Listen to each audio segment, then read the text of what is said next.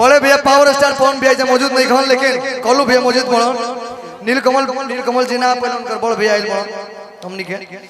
और आप सबके बता दी कि धनु भैया के कंपनी से बहुत जल्द पवन भैया के गाना, कल्लू भैया के गाना, नीलकमल सिंह जी के गाना, सब केहू के हमारे शिव कुमार बिक्कू जी बैठल बनी पीछे धुआं राइफल के धुएं से कि हम डरी न कतही मुँह से कि कटी जिंदगी राइफल के धुएं से कि अखिया से नींद चैन दिल के उड़ावो है।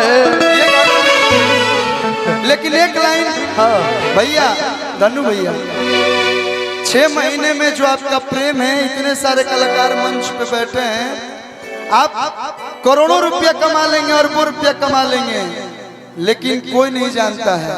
लेकिन आज जो आपने कमाया है वो आपके गांव में उपस्थित है। एक बार आप लोग अपने गांव के मिट्टी खातिर जोरदार ताली बजा दी लोग। हाँ कहे के बाद कि जैसन सोचले रहनी धनु भैया मोर सावर न गोर चले रहनी धनु भैया मोर बारे सावर न गोर। ये सब लोग आते हैं, लेकिन आपके लिए ए कल्लू भैया आपके लिए एक लाइन भाई प्यारे बताए।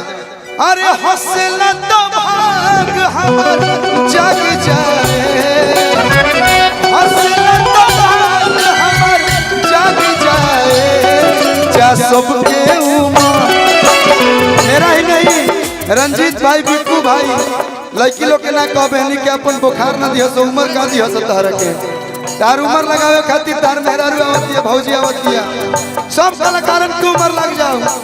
जा हमरो उम्र तोहरे के लाग, जा सबरो उम्र तोहरे के लाग जाए, जैसन सोचले रहनी धनु भैया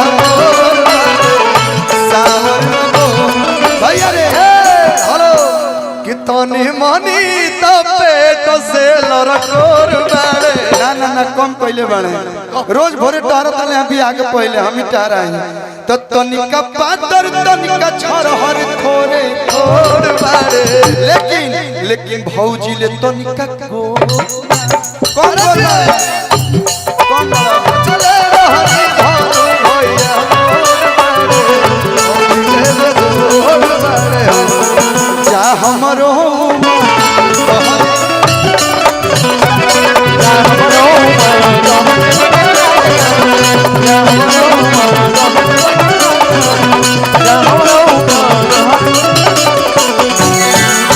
और यहाँ पे एंकर की कोई जरूरत नहीं है, जो गाएगा वो बुला लेगा।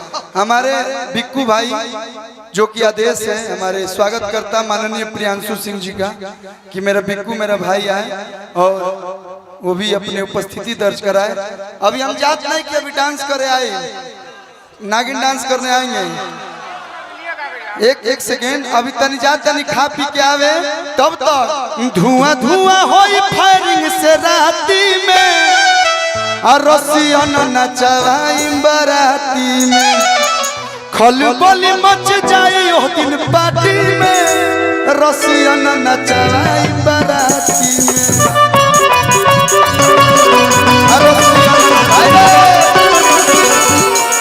राजकुमार भोजपुरी के राजकुमार सुरों के सरताज कथई कलर में खिल रहे हैं हमारे प्रिंस, नाम भले उसका प्रिंस है लेकिन आज प्रिंस तुम ही लग रहे हो। मेरे छोटे भाई शिव कुमार बिक्कू का स्वागत है, एक बार जोरदार ताली बजा के स्वागत कर दीजिए।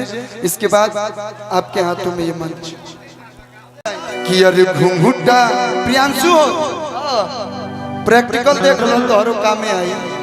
अरे फिल्मी सीन देख पहले ओहो कि घुंघुटा उठावो तनी रनिया हो, लइका बा गइल बा कहता ए धन कलू उड़न बाज लगता कहता है बर्दाश्त नहीं के हो, जौन एक गिलास दूध रखल रहे पेस्ता बादाम डाल के वो पी लेनी, अब बर्दाश्त नहीं के हो। कहता कि अरे घुंघुटा उठावो तनी धनिया,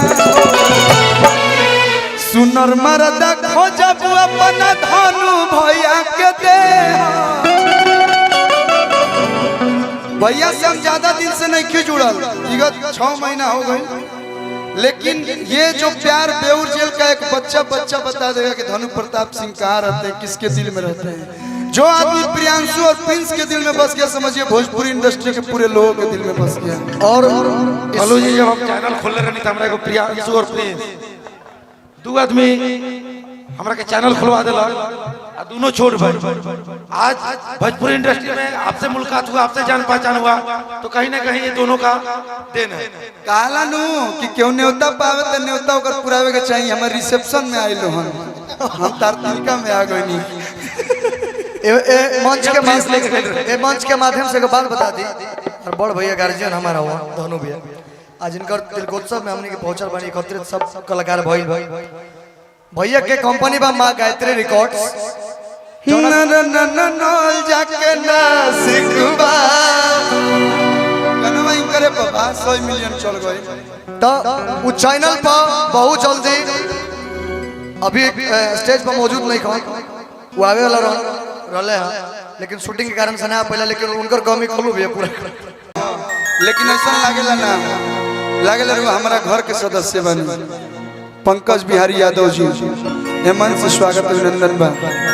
किशन भैया मंच में बानी, मेरा छोटा भाई शिव कुमार बिकू जेकर सेव लेखा गाल बा, मैं लड़की ओ गाल पर फिदा बाड़ी सर। ऋतिक भाई अभी कितना सुंदर गौनी है। रंजीत भाई पटना से चलता दवैया रे। आशुतोष भैया, किशन पांडे बनारस काशी की।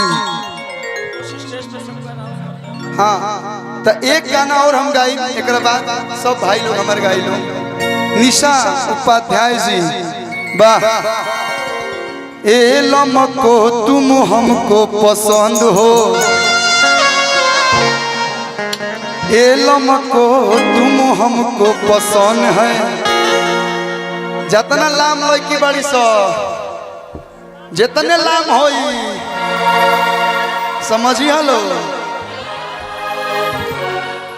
शादी करे के हम तोरे से मन है।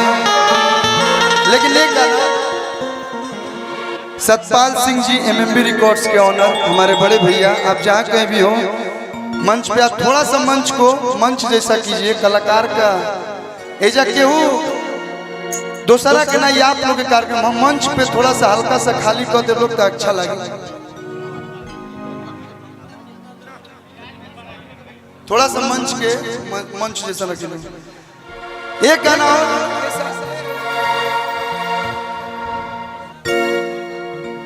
एक गाना